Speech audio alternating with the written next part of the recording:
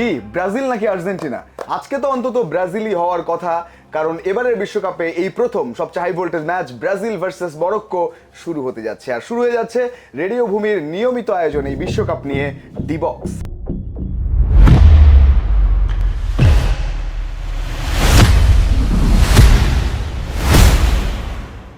আমি রঞ্জন শান্ত আছি আপনাদের সঙ্গে, আর আমার সঙ্গে আহমেদ বিন পারভেজ। আমি ভেবেছিলাম নামটা ভুল বলবেন, কিন্তু সঠিক বলেছেন। দুজনের মিলে গেছে রেড আজকে, কিন্তু আজকের রং তো হলুদ নাকি? আজকের রং আমার জন্য হলুদ না, আমার জন্য রেড। বাট কেন রেডটা পরেছি সেটার একটা এক্সপ্লেনেশন ডেফিনেটলি আছে। বাংলাদেশের নারী ফুটবল দলের অনেক তারকা ফুটবলাররাই আছেন, আফিদা, সাগরিকা, তাদের সবার ফেভারিট প্লেয়ার নাকি নেইমার। ওকে, তাদের সম্মানে আমি আসলে বাংলাদেশের জার্সিটাই পরেছি। আজকে আসলে অনেকেরই নাকি বিশ্বকাপ শুরু হতে যাচ্ছে, মানে বিশ্বকাপ নাকি প্রথম দুদিন হয় নাই, আজকে শুরু হচ্ছে, কারণ ব্রাজিলের ম্যাচ। কারণ বাংলাদেশে দুই দলের বিশ্বকাপ হয়, ব্রাজিল আর্জেন্টিনা না, অনেক অন্য দলের সাপোর্টারও আছে, এই যেমন ইংল্যান্ড। তবে এটা চুরি থেকে পাইনি ভাই। আপনি কোথা থেকে পেলেন তাহলে? না না না, চুরির কিট ভাই, ইউএসএ তে চুরি হয়েছে ইংল্যান্ডের কিটস, আমরা তো সেটা পাওয়ার কথা। মানে এটা কি সম্ভব? মানে কিভাবে কে নিয়ে গেল? এখনো কিন্তু ইউএস এর মানে বিভিন্ন ধরনের চেষ্টা তারা করছে খুঁজে বের করার জন্য যে জার্সি সহ ট্রেনিং কিট, ট্রেনিং ইকুইপমেন্ট সবকিছুই নাকি চুরি হয়ে গেছে ইংল্যান্ডের। পুকুর চুরির মতো, পুকুর চুরির মতো। তবে তারা অন্তত ম্যাচটা চুরি করেনি, ম্যাচটা দাপট দেখিয়ে জিতেছে। ওরা ম্যাচ 4-1 গোলের জয় এবং একজনের ডাবল গোল, সব মিলিয়ে ইউএসএর ম্যাচটা দারুণ ছিল নাকি? আমার কাছে মনে হয় যে সোফার এই পুরো টুর্নামেন্টের বেস্ট ফুটবলটা খেলেছে ইউএসএ।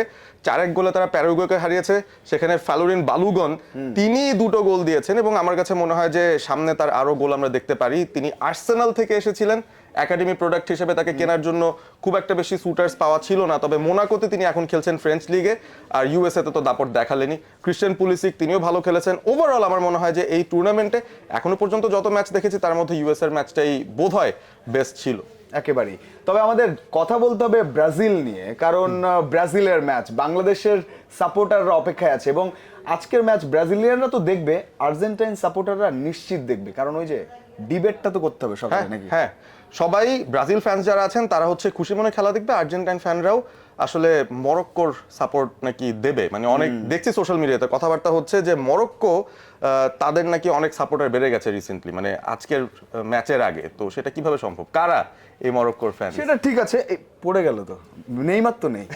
তুমি কি নেইমার? তুমি পড়ে গেলে, নেইমার তো নেই, এটা কি ব্রাজিলের জন্য কতটা?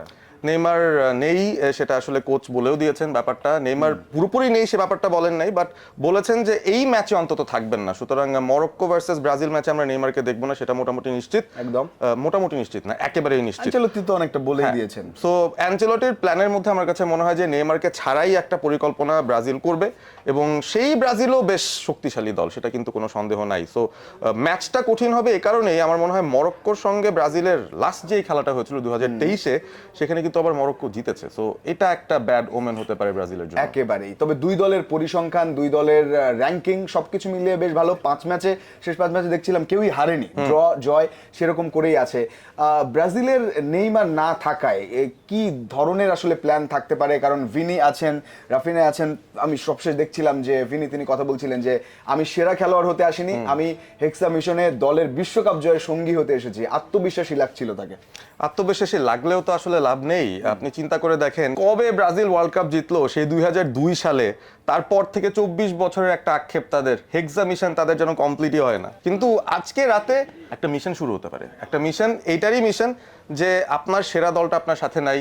ব্রাজিল তাদের ফুটবল ইতিহাসে প্রথমবার একজন বিদেশি কোচ নিয়ে ওয়ার্ল্ড কাপে আসলো, এটা কিন্তু তাদের ইতিহাসেই হয় না। এর আগে 23 বার তারা পার্টিসিপেট করছিল, বা আগের 22 বার কোনোবারই কিন্তু ব্রাজিলের কোনো বিদেশি কোচ ছিল না। এবার কার্লো অ্যানচেলত্তি আছেন। সো অনেক দিক থেকে এই ব্রাজিলটা হয়তো ভিন্ন, রেজাল্টটাও হতে পারে ভিন্ন। তারা হেক্সার মিশন নিয়ে এসেছে, হতে পারে মরক্কোর সাথে ম্যাচটাই তাদের জন্য একটা বিরাট বড় টনিক, যেখান থেকে তারা আসলে ঘটনাটা ঘটাতে পারে। আমরা এই হেক্সা শব্দটাই সমস্যা করে দিচ্ছে, মিশন ইম্পসিবল হয়ে যাচ্ছে বারবার।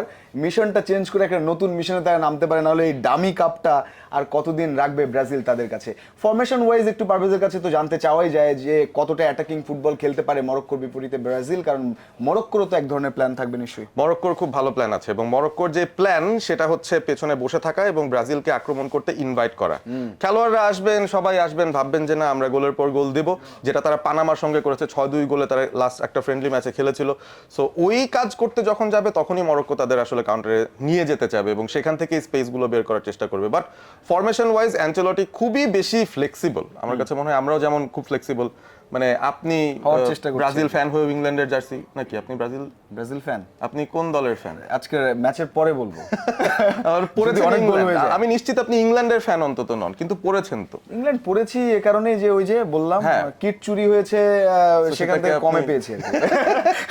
সত্যি কথা আমার কাছে মনে হয় যে ব্রাজিলের অ্যানচেলটির অনেকটা সেই ফ্লেক্সিবিলিটি আছে, মানে তিনি আসলে বিভিন্ন ভাবে কাজ করতে পারেন, তার যে স্কোয়াড আছে সেটা নিয়ে তিনি সেভাবে হয়তো অপারেট করবেন। বাট আমি আসলে এক্সাইটেড মরক্কোকে দেখতে, কারণ এই ম্যাচটা দিয়েই সত্যিকার অর্থেই এবারের বিশ্বকাপটা আসলে শুরু হচ্ছে। সো আমার কাছে মনে হয় যে মরক্কোর পারফরমেন্স যদি ভালো হয় এবং ভালো ম্যাচ খেলে যদি ব্রাজিল তাদের বেস্টটা দিয়ে জিততে পারে, সেটা ব্রাজিল সমর্থকদের জন্য সবচেয়ে বড় একটা টনিক হবে এবং এই ওয়ার্ল্ড কাপে তারা আসলে কতদূর যাবে সেটারই একটা মানে ধারণা আমরা পেয়ে যাব। একেবারে গত বিশ্বকাপের কথা নিশ্চয়ই মনে আছে, মরক্কো কাঁপিয়ে দিয়েছিল তারা।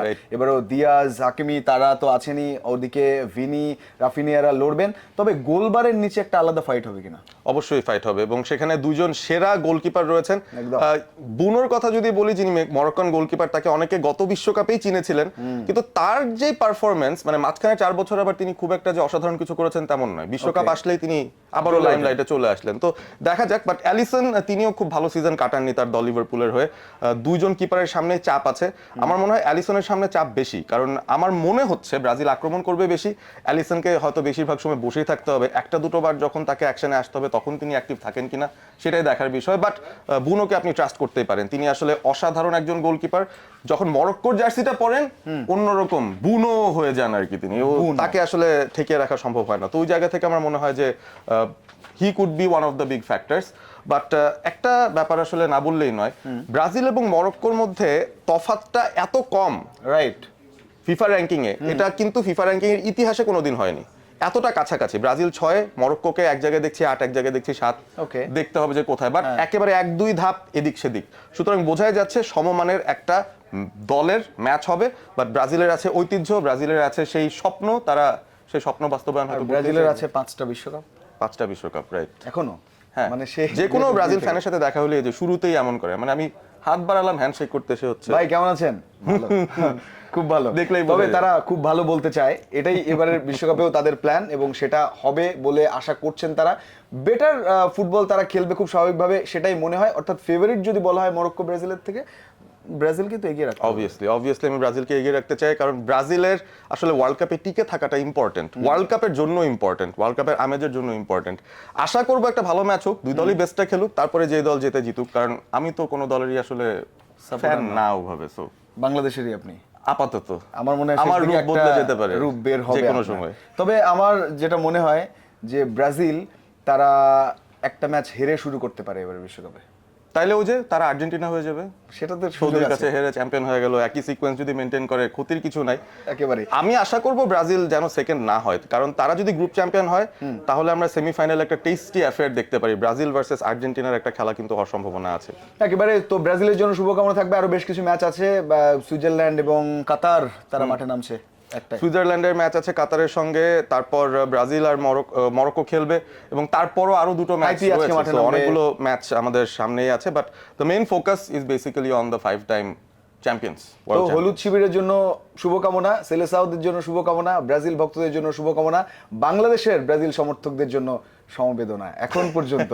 কারণ যদি আসলে খারাপ কিছু ঘটে যায় তাহলে আপনারা ভয় পাবেন না, কারণ অলওয়েজ এখানে কামব্যাকের সুযোগ থাকে, যেটা আর্জেন্টিনা তারা দেখিয়েছে এবারে বিশ্বকাপে।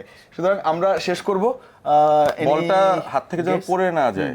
না না, নেইমার নেই, বারবারই বলছেন নেইমার নেই। তারপর আপনি ব্রাজিলের ভক্তরা এটা দেখলে তো আপনি তো রেড লাইটে পড়ে যাবেন। আপনি খুব কুইকলি প্রেডিকশনটা বলুন তো, স্কোর প্রেডিকশন। আপনার কাছে এটাই আমি জিজ্ঞেস করতে চাইছিলাম। আমার মনে হচ্ছে কেন জানি 2-1 ব্রাজিল জিততে পারে ম্যাচ। আমি 2-0 ব্রাজিলের পক্ষে। একটা গোলও দিলেন না? না দিলেন না। না, ঠিক আছে, এই হচ্ছে ঘটনা। আজকের মতো আমরা ডি বক্স থেকে রঞ্জন আর পারভেজ বিদায় নিচ্ছি। আবারও কথা হবে, আর সেই কথা ব্রাজিলকে নিয়ে হবে। ব্রাজিল হারলো নাকি জিতলো, আপনিও কিন্তু কমেন্ট বক্সে জানাতে পারেন আপনার মতামত। আজকে পর্যন্ত ডি বক্স এ পর্যন্তই, আবারও কথা হবে পরবর্তী পর্বে। রেডিও ভূমি 92.8 FM।